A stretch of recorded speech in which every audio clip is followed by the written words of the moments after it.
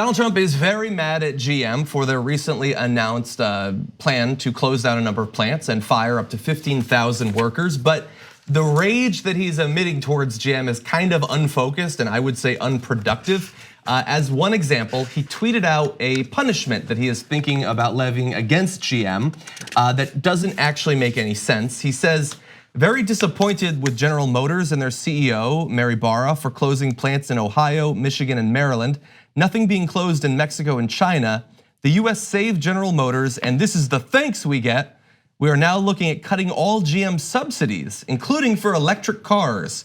General Motors made a big China bet years ago where they built plants there and in Mexico. Don't think that bet is going to pay off. I am here to protect America's workers. Okay, well, look, there's a number of different things that obviously contributed to GM closing down the plants, corporate negligence and economic blah, blah, blah, and also the tariffs. They're saying that they cost about $1 billion additional in the steel and aluminum tariffs that Trump set up. So that is one way that he is not protecting American workers. He is cutting off thousands of jobs potentially. But also this move, he says we might look into getting rid of all of their subsidies, including for electric cars. So what does that actually mean? Well, before we get to what it means, we know what effect it had. Him saying this, you can watch in real time. So GM stock declined by as much as 3.8% as those comments were going on. If we bring up, you're gonna see the stock price over time. Now, look, some of that will self-correct or whatever, but if he actually takes some action, their stock price will go down. What happens to a company when their stock price goes down? Do they hire more people or less? I think we know the answer to that. And in terms of those subsidies, a person familiar with the matter told CNN Business that GM is unaware of any significant federal subsidies the company is receiving beyond a $7,500 plug-in tax credit. That's the electric car credit, which goes to the consumer, not to the company. If you buy the car, you get the credit. GM doesn't get the credit. They get to sell the car and they will sell more of them because of those credits. And that's not for GM. The entire industry, all car companies that sell electric cars potentially can qualify for that. Back in the day, I had a Chevy and I got that tax credit. I got it, okay, not Chevy. And so you can't stop GM from having it. You can only theoretically stop everyone from benefiting from it, which does not protect American workers. It gives a gigantic middle finger to American workers and those trying to purchase safer, more renewable cars. There is a saying in hip hop, in like the hip hop culture is, yo, come get your mans. And I just want to say that to all of the Donald Trump people, come get your mans. I remember that first episode of Roseanne when they got into it and Roseanne said, he's bringing back the jobs. Like that, because her sister was like, you voted for him. And she was like, he's bringing back the jobs. I'm no longer surprised about anything that happens. I'm never surprised that Donald Trump is ill-informed, and when he shoots from the hip on Twitter, 50% of the stuff that he says, or maybe more than 50%, is gonna be incorrect. But I feel sorry for Americans. Like the people who are just trying to survive every day. Here's an attack that is supposedly to a corporation that's gonna affect people who are still just trying to survive in America. And the fact that he just doesn't know, it just, I just feel like we're on a train with no conductor. And some of this is a failure in reporting. As Sherrod Brown pointed out, he's actually spoken to the president about this. They've been intermittently on the same page in this regard. At being angry at GM, at least. But as Sherrod Brown tweeted, as the Senate debated the GOP tax bill 1 year ago, senators listened as an expert witness confirmed that the bill would encourage corporations to close factories here and move them overseas. He said it then, the expert witness said it, you can find it very easily, and yet the bill passed. There wasn't tremendous coverage of that because the sexy part of that was that it's a big tax cut bill. And of course, GM recognized that and they've done it. And because that's what we do. And of course, Trump didn't know what's in that bill, doesn't care, not interested in government. And most of the Republicans the current crop of Republicans that we've sort of that we've had since 1994, I say this a billion times, but I think it's the most important thing about them. They don't like government, they're not interested in governing, it's not a thing they do. That's actually one reason why a guy like John Kasich is different.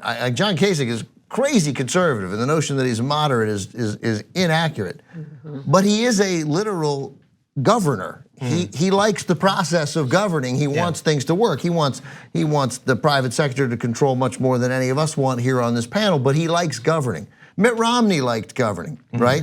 But those guys are from a different era. And these guys, Mitch McConnell and his gang is every other senator, right? They don't care. They don't care. And so they're like, yeah, we passed a bill and it's going to give freedom for corporations to do what they want to make more money. If that means closing up plants here in America and moving them down to China or moving them to Mexico, well, great. What do we care? Yeah. We want freedom of movement, freedom from entanglements. Yeah. And to the extent that Donald Trump sort of unilaterally can take part in that process, he's been doing it months ago. Like around the time of the tax bill, actually, we did a story when he announced those new steel and aluminum tariffs. We did a story on the damage report, and it was an analysis showing that those new tariffs would cost 400,000 jobs. And specifically, we would gain some steel jobs because American steel would be more cost competitive. And for every steel job, we would lose 16 to 18 other jobs. And you do that sort of story, and it's about stats and a long-term analysis, and it's like, do they really know, or they just, But then this week we saw it play out. Within one day of GM announcing 15,000 jobs lost, Donald Trump tweeted, and I checked it, he was actually being factual for once. He said, such and such a steel company is opening up a new plant, 600 jobs expected, which is true. They said it's gonna do 600 jobs, which is nothing compared to the 15,000 that we just lost. That is the trade-off that he is willing to make. He can say, I got you these 600 jobs, and sure, thousands and thousands were shipped overseas, but don't pay attention to that. Pay attention to me protecting you very vocally. But didn't Obama bail out GM? So the other thing Well, that's is what he alluded to in the tweets, actually. Yeah. We saved you. But He doesn't then say, technically. He wouldn't give Obama the credit because then it would be. But it's like he has a hard on for every. It's not like he has a hard on for everything that Obama has done. So he targets everything that it feels very. Every time I read a tweet about something that's going on in America, the people who follow Donald Trump always have something to say about what Obama's impact was on this. And it's just like, get over it already. For those of people who keep tweeting saying we want to see Donald Trump fail, we don't. We actually want to do a good job because we're the ones suffering. He's just not doing one. He's not doing a good job. 100%. And for whatever it's worth, it's important because we actually do care about facts. And something that I got wrong for some time, Obama and Bush saved GM and the auto industry. Yeah, the plan had been. The plan was enacted. Was in place, yes. Under the Bush administration. 100%. And one other thing I want to say about this, that tweet that we showed you that doesn't make any sense, and he couldn't actually do it. If he did, it would only hurt the American people, is really the perfect Trump policy. It's counterproductive in what it would actually accomplish, and it's not only attacking workers, but it's attacking the environment as well. Like, screw the electric cars, screw the few people that are trying to cut their emissions just a little bit. I mean, I would go in the exact opposite direction. Forget that right now there's a cap on how many people can actually get these. I don't like that, and I will say, even with those subsidies, the subsidies are intended to make it so that we'll sell more of those cars, but also that people other than just the 1% can afford them, because as of right now, until more R&D and everything, they tend to be more expensive. They are a little bit more expensive. The only reason I could afford mine was because of those tax credits. Not only the federal ones, but also California has at the highest level, $2,500. I would like to see that higher. I think that we should be incentivizing more personal investment in renewable, energy cars and things like that.